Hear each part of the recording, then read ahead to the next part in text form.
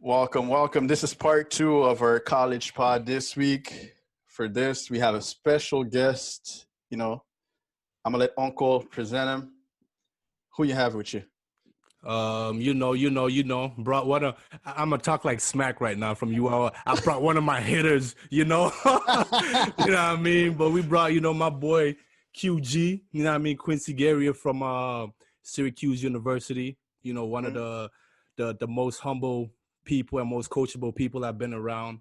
Sometimes I feel like he's even too humble sometimes. He gotta get a little arrogant just a little bit, you know what I mean? Just to be confident in what he does so that, he could let people know. I think he's a little undervalued, you know what I mean? He's one of the best kept secret in my eyes, and happy to have him here, man. Yes, sir. Yes, sir. Shout out, by the way, ACC Player of the Week in December. Appreciate, appreciate. You Thank you. know, so what up, Q? How you doing?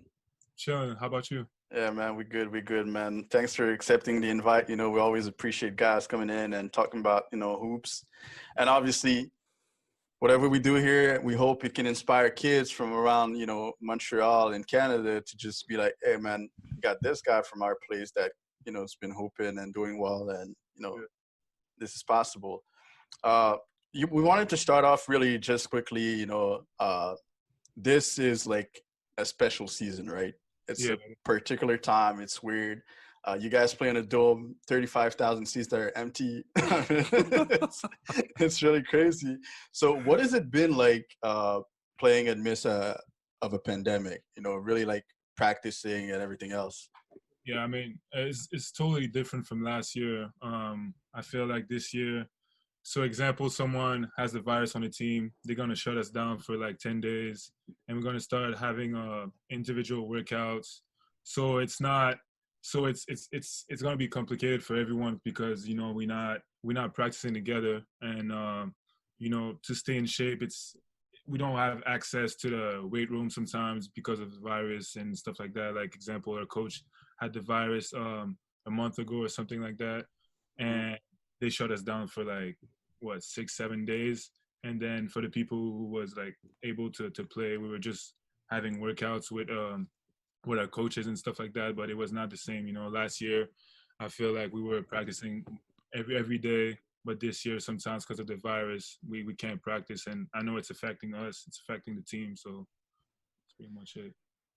Yeah, but do you feel like as far as team chemistry and team development, you guys have kind of lost some Yeah. of it Yeah, because of the fact that you didn't practice that yeah, much? because sometimes we in the rhythm, like we're gonna practice for 2 weeks, and then they're gonna shut us down for a week. So it's Mm, messing up the rhythm. So that's why sometimes there was games that I think we were close to lose because the rhythm was not there. Sometimes I think our first game we only practiced the day before, so yeah. it was really hard. Yeah, that first game, it looked a little ugly, but Yeah, but I also think it's good and bad though, to the sense where, sometimes you guys might catch a team slipping because they just had, you know what I mean, a 1 day practice, you know what I mean, especially one of those ranked teams. yeah. And do you guys feel like any type of way if you end up beating a team like that, or to you is like whatever, man, everybody's A win is a team, win. Yeah, A dub is a dub. But you mentioned practice and compared to last year. So last year you were obviously a freshman. Um, you got in at Q's. Did you feel like you came in and you were prepared for what college practices and the college rhythm was like? Or oh yeah, yeah. I was definitely ready. Tedford really prepared me. My Mhm. coaches, Ibrahim, Armel, Oscar, they all helping me, and to get better. And I was in shape too. I mean, I remember the first practice was hard because everyone is good at the next level. In Division 1, everyone was a star in their high school or prep school, and now Yeah, you're with them, so it's more competitive and stuff. But I was definitely ready, and I think physically I was that was the part of my game that I was definitely, I think, on top of all the freshmen. yeah. Yeah. how did you do as far as like, because you said everybody comes in and they're superstars or they're stars of their high schools, right?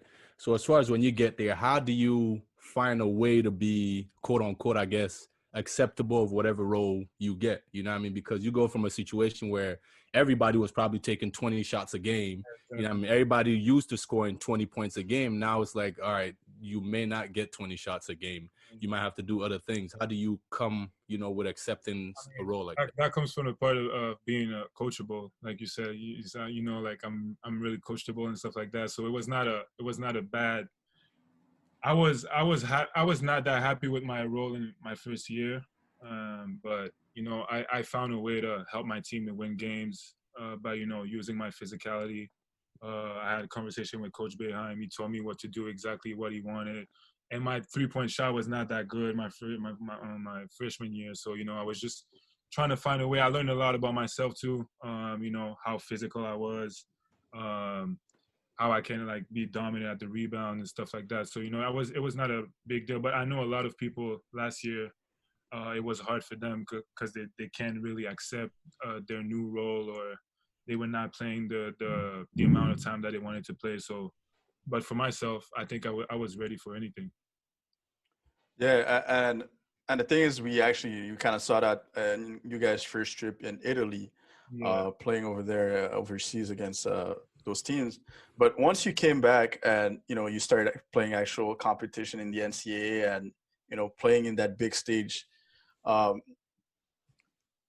was the sense? And did you have to adapt to the intensity of playing ACC basketball at first, and sort of having to pick up because you actually played good minutes in your first year? Yeah. So what was that like in terms of adjustment? I mean, we played actually against probably the best team in the country defensively. In Virginia. So, yeah. Against them the first game, I was like, damn.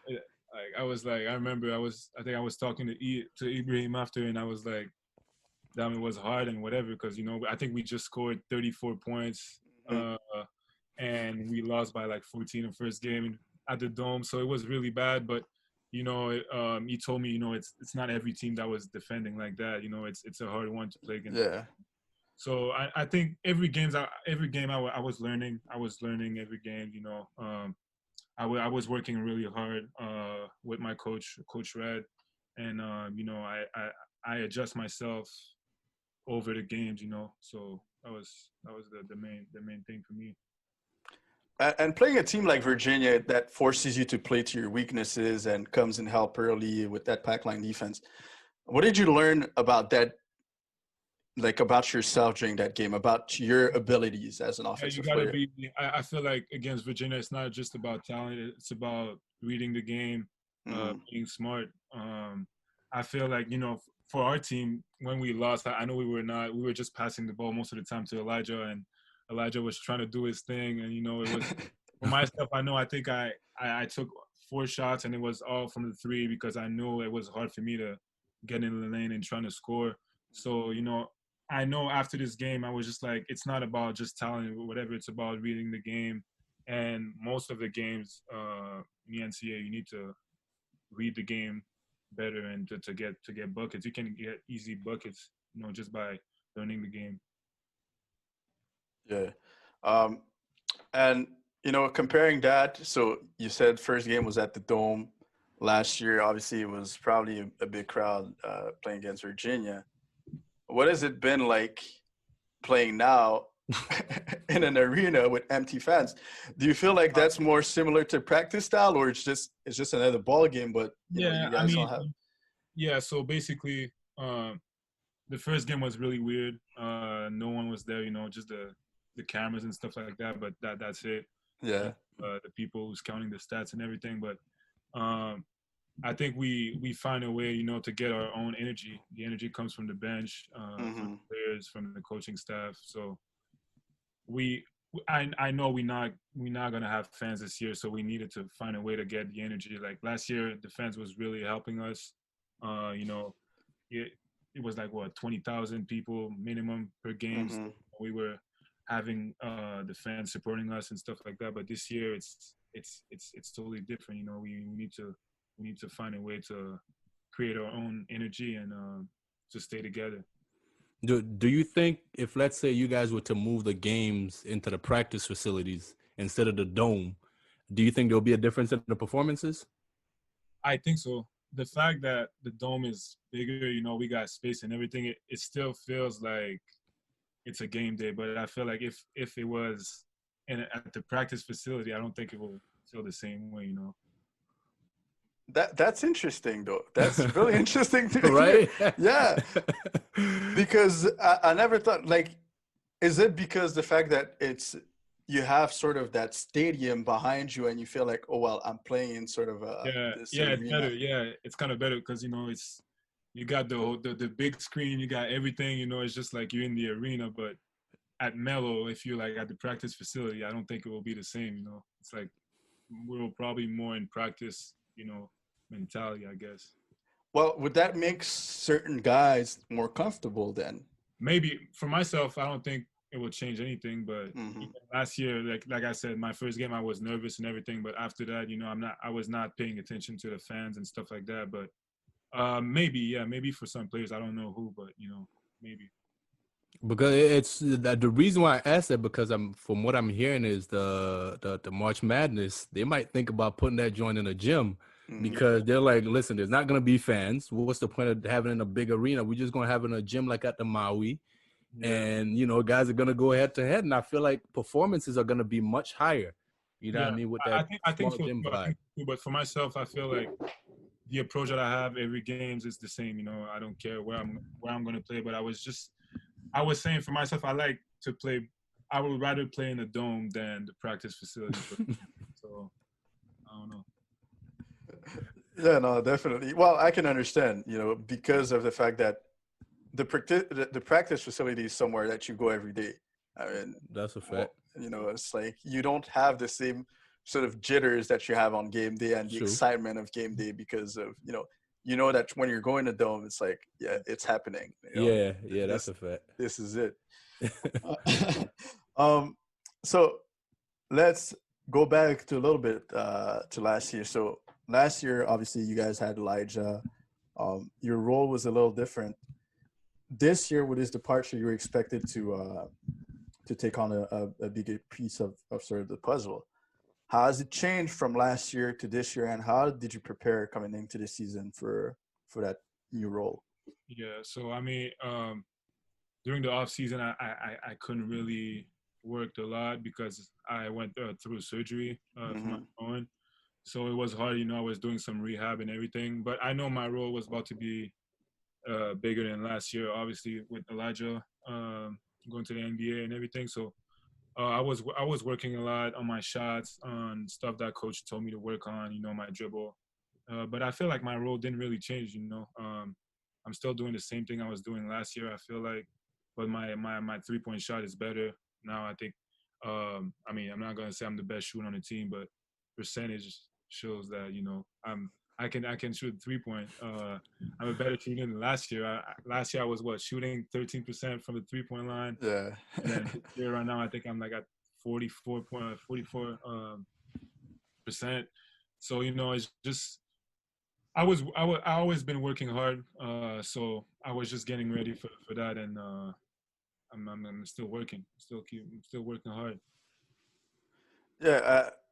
And saying about, you feel like your role didn't change that much, but you're getting more opportunities. So Yeah, getting more minutes. yeah, exactly. But so the fact that you're actually more efficient means that, it shows that you put in the work. But what aspect of your game do you feel has grown the most since stepping into campus? I mean, it will probably be my 3-point shot, but I feel like I've been shooting my whole life. Ibrahim knows. The candy man. I've been shooting my whole life, but I think my confidence went higher too. I'm just thinking about making shots. I'm not thinking about if coach gonna get mad at me for everything I do or whatever. So I'm trying to just concentrate on myself and make the right play for my teammates. But yeah, that's pretty much it. I think probably the IQ too. I think I felt like in the past and last year he played a lot of, talent and just ability. And now, and I think that's one of the stuff that he saw playing against Virginia the first time is, that slapped him and he realized he couldn't play that way. I think now he's, thinking a little more as far as like, making the right plays and things like that as well. And I think that goes into being efficient. Yeah. Yeah, exactly. The shot selection is a little better. Yeah. I watch a lot of films too, so I know that's the reason why it helped me. Ibrahim sent me videos and stuff like that, to get better. And my injury, like he said, probably helped me too a little bit because now I feel like I'm not athletic the same way I was last year. Mm-hmm. But so I need to read the game better because I feel like the bounce and everything just went away. It's not the same as last year, but I think that's a good. At the same time, it's a good thing because I think now I'm reading the game a little bit more better. And going back to a little bit to last year, we're going back and forth between last year and this year. So you went through ups and downs and so on. Who was sort of the guy on the team, especially among the vets, that was sort of like that pushed you and kept you, grounded and motivated a little bit? It was Elijah and Barama, but mostly Elijah. Mm-hmm. Barama was the only one on the team who speaks French, so sometimes we were having conversation and stuff. Yeah. Elijah, I think because Elijah was my best friend last year on the team. We were going out for dinner and stuff like that. We were just like dinner, huh?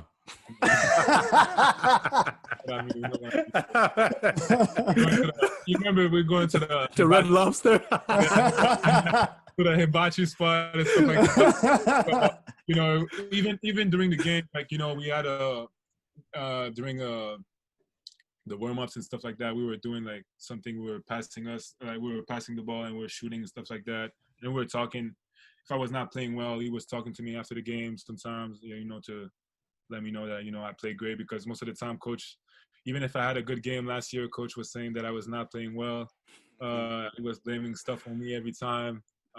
So, I had to find a way to, stay strong mentally. And he was one of the guys that was helping me with that. And have you sort of tried to pass down that same thing and sort of took somebody under your wing this year? What you said? Sorry? Did you try to pass down to somebody else and sort of took somebody under your wing this year among the new freshmen? I'm doing that with the freshmen actually, because I know they, especially Woody, sometimes he's not playing a lot, and I know sometimes for a freshman it's hard to, like I said, you used to play the whole game and now you're not playing, and so I'm trying to be positive with them to let them know that their time will come and they just need to work hard and believe in themselves, and that's pretty much it. Yeah, and obviously we've seen the games, and one of the freshmen that's really impressed is Kadari Richmond. Is there anybody else that probably we don't see that much that has stood out outside of Kadari? I think Woody is really talented. He probably needs to work a little bit more. He's not working hard enough, and I told him that. But for Kadari is really good. I think Woody is really talented. And Frank didn't really play a lot, but he's really athletic. I think he can help us if he learned a little bit more of the game. And I think that's it for the freshmen, right? I'm not sure. Yeah, I think it is. Yeah. And as far as, going back to your game a little bit, what are some of the things that you feel are still lacking as far as, you really need to still improve and you feel like, man? My mid-range, like a one dribble, get off a shot. I think I got to be more aggressive. That's the main point. Sometimes I'm looking to pass the ball, but sometimes I have my one-on-one, but I'm not taking the advantage of the situation. And I think for everything else, like my shooting, that's something you need to work on every day. My dribble, everything. So, but the most part, I think it will probably be the fact of being more aggressive. Yeah, being more aggressive and the in-between game. But that's for sure. I mean, it's something I think Ibrahim also sees about, and he mentioned it at the top of the pod where he feels like sometimes, you're a little too humble about yourself. Definitely, man. You want to be a scorer, you got to have a little bit of a, a-hole in you. You know what I mean? You got to sometimes do the, take the shot that people may not be happy, but Yeah. you get the job done. You know what I mean? You can't be too humble about, being, the best player in a situation sometimes. That's definitely true. Um, Aside of that, you know, talk a little bit about your experiences on the national team and playing with guys that are currently in the league. So, playing at that stage, what did it do for your game? Especially coming a little bit out of nowhere back then. So you were a young kid at 17, and now you're playing at the World Championship. What kind of confidence did it give you playing with guys like RJ, Simi, Iggy, Yeah. all those guys? Yeah. I remember after playing for Team Canada, I was thinking about the NBA right away, and that's something that I was not thinking before. And I know Ibrahim was thinking about that way before I was thinking about it, because he saw the talent that I have and everything, but I didn't see it. And then after, when I was all with the guys at the biggest stage, I was just like, damn, like I'm here right now. So why can I not be in the NBA? I know it's way more than that, and you got to work hard, all that. But I was really thinking about the NBA and everything, and now to see the guys in the NBA, I'm just saying, in my head, I'm humble, but I know my time will come. I'm working hard every day.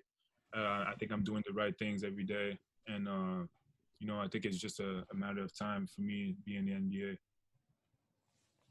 And what player in the league that you kind of modeled your game after, and you could see yourself, probably looking a little bit like that, or even not necessarily looking like that, but that you really model your game after?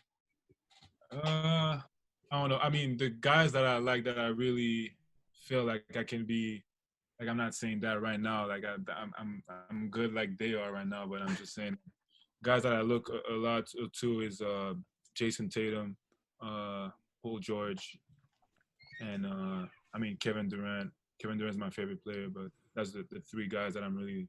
All the pretty effortless guys. The All the pretty effortless game. them boys don't necessarily bang like you do in the side. All right. Yeah, I was thinking about, I don't model my game to this guy, but the way I'm playing with Syracuse, I feel like I was kind of a PJ Tucker right now. I feel like how they're using me. I'm like, Hey man, PJ was a pretty solid player in college too. Yeah. Look at him now. 15 years in the league. Right. Anything else you wanted to touch on? Man, I think we cover it all, man. Yeah, man, for sure. I mean, it was a short one, but we just wanted to touch base a little bit on the young one, see what he was up to, and really see, how his game come along, and we're proud to see that, it's really grown in the last 2 years, and it's headed in the right direction, honestly. Obviously last game, do you want to talk a little bit about last game? I mean, it was a little challenging, Yeah, the foul trouble. Yeah, the foul trouble. I was in foul trouble the whole game. Mm-hmm. I was messing around with my rhythm, and honestly, I think there's at least 2 or 3 fouls that was not a foul.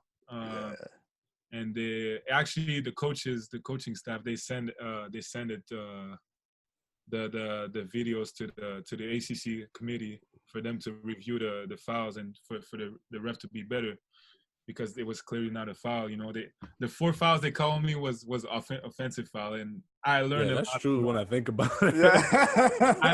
I learned last year about that. Last year, like, a lot of teams was drawing charge and stuff like that, but this year I'm definitely not playing the same way I was playing last year, and I'm smart about it. So I knew there was something wrong, and we played against a guy that he's probably the best flopper in the NCAA.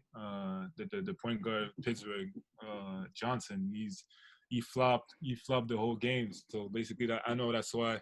I was mad, but I was cheering up for my team, for my teammates, and we still lost the game. But we have a bounce back tomorrow against we need a bounce back against Georgetown. That's a big game, man. Y'all can't lose tomorrow, man. Yeah. You know, all the Syracuse alumni is gonna be watching that. Exactly. You know, so I know it means a lot to the program. So, you know, everyone tomorrow needs to play well and come out with a lot of energy. I know Crozier gonna be tagging Jeff Green on everything. Exactly. He gonna post that picture with the arrow, and I mean, right? when we put on against Georgetown, man, that was a crazy game. No, but for real, it's good to hear. Now, I mean, it's good to hear that you have your mind right. And watching last game, honestly, I just felt like, man, these refs are not letting this kid play. You know, it was really crazy. It was unfortunate, but, you know, it is what it is. I think that, you know, you understood what it was, and you're going to bounce back pretty well. You know, yeah, that's it, really. I mean, thanks a lot for stepping by, and, you know. Thank you, guys. We're going to keep, you know, people posted up on your season, especially if you keep getting those doubles. I mean, you know, it's always fun to see. It's always fun to see guys, and it really inspires the kid around to see that, you know, somebody from their hometown is doing really well. And, you know, it's good for Canadian basketball that guys like you are out there and, you know, showing that we have game, and especially for Quebec basketball also. Right. You know, so good stuff. So that's that. Thanks a lot to Q. Thanks a lot, Uncle. Hi, PJ Tucker. Big man. Big man on campus. All right, take it easy, guys. All right. All right, one.